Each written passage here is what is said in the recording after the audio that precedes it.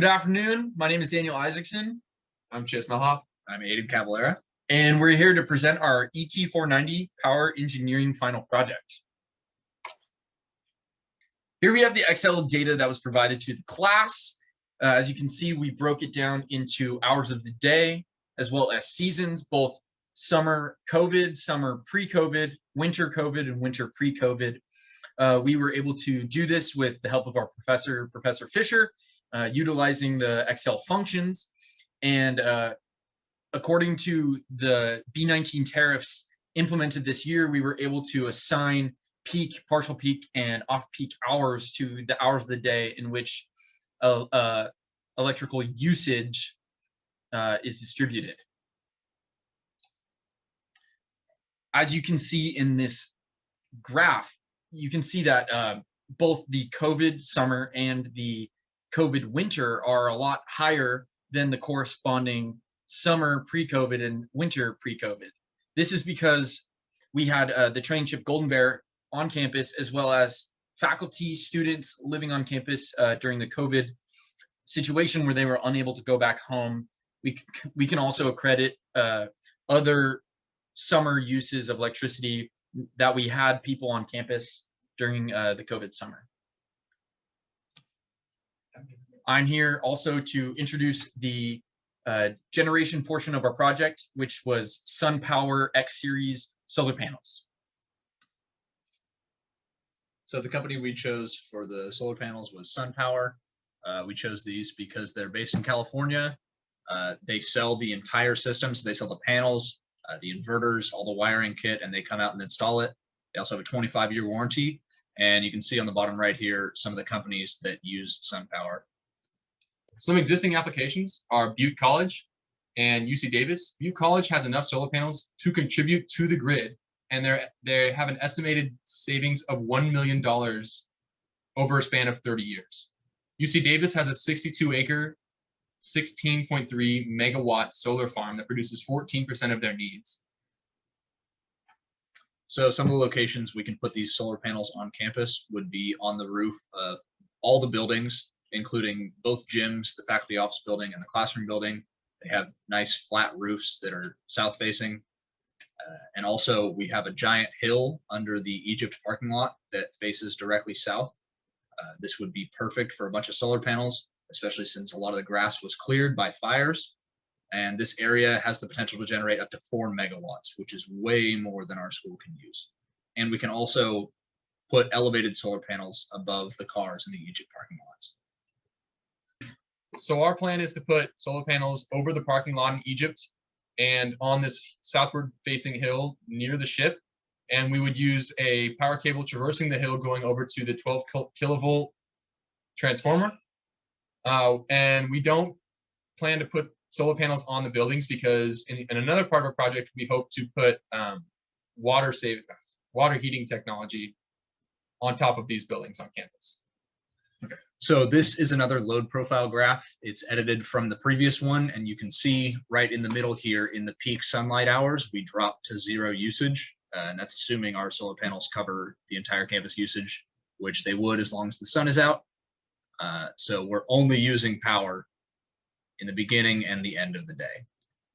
We were able to determine the hours of productive sunlight in a Sacramento-based study that determined when the usable hours of sunlight for solar panels. That's when you can see the drop-offs in the winter and the summer months. Here in this table, you're able to see those hours of 0 usage that we were able to determine with the Sacramento study. As you can see, summer, we have around 13 hours of the day with usable productive sunlight, whereas the winter, not so much. We have about 8. So here we are at the power saving portion of our project, which we decided was solar water heating technology. Solar water heaters. First off, how solar water heating works. This is the industrial solar water heating technique that we'll be using for our project. It's called a vacuum tube solar water heating. And what it has is a glass cartridge around a copper tube. And inside that copper tube is going to be a medium that we will be heating. usually some sort of fluid that will not freeze at low temperatures, because these solar water heating vacuum tubes are able to be used in conditions that aren't ideal and sunny, like Florida. These can be used in Northern California when you have a lot of cloud coverage, lower temperatures, because that fluid on the inside of the copper heat pipe does not freeze, because of there's a vacuum insulated barrier in between the external weather and the actual tube. So how this works is sun goes through your glass tube, through the vacuum medium, and heats up the fluid inside your copper pipe. And the hot water moves to the top while the cold fluid moves to the bottom. And multiple sections and multiple vacuum tubes, all in parallel with each other, provide hot water or hot fluid to go down to your heat exchanger. All right, so this is the other more residential focused option that we could use. It's considerably cheaper because all it really is just these black tarps that let water flow down through them. They have to be in pretty direct sunlight for them to work, and it has to be kind of hot outside. They are susceptible to freezing, so they can't really be used in the winter if it's going to freeze overnight. But again, they're a much cheaper option because it's essentially just a tarp with a pump.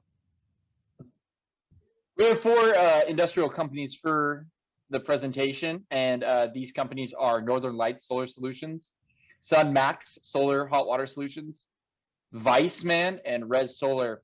All of these companies provide industrial-sized versus residential-sized solar water heating solutions.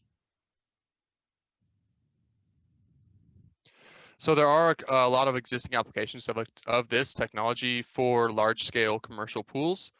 Calabasas High School installed it, Guilford College in Greensboro, North Carolina, and Wheaton College in Massachusetts has a 460,000 BTU system from Res Solar, and their gross cost of the system was $200,000 with a $45,000 rebate, making the net cost of the system around $120,000 with an annual savings of $30,000.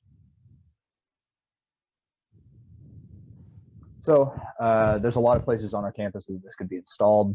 The main one would be on the roof of the PIAC to heat the pool water. That system would definitely have to be the glass vacuum tube type because that pool water has to be treated, and we want to keep that as contained as possible. But on the residence halls, for just domestic hot water, the other system, the cheaper one, made out of the tarp would work just fine. We found that there's up to 1,800 square meters available to heat the pool, which is more than double what we would need for a pool that size. So it could be used. We could end up using all that space for additional hot water for the entire campus. So we hope to fully supplement our 1 million BTU per hour pool heaters up at our pool that use about $390 per day of natural gas, assuming that it is 90% efficient with a constant load. The solar heating system on the roof can fully supplement these heaters, saving on natural gas and maintenance. So all this information is from a calculator on energy.gov that we used to calculate the savings. And a lot of the stuff we used is pretty rough estimations. We weren't able to find a whole lot of information about our pool, but potentially we would be saving up to $63,000 a year installing a solar heating system for the pool. And these are our sources.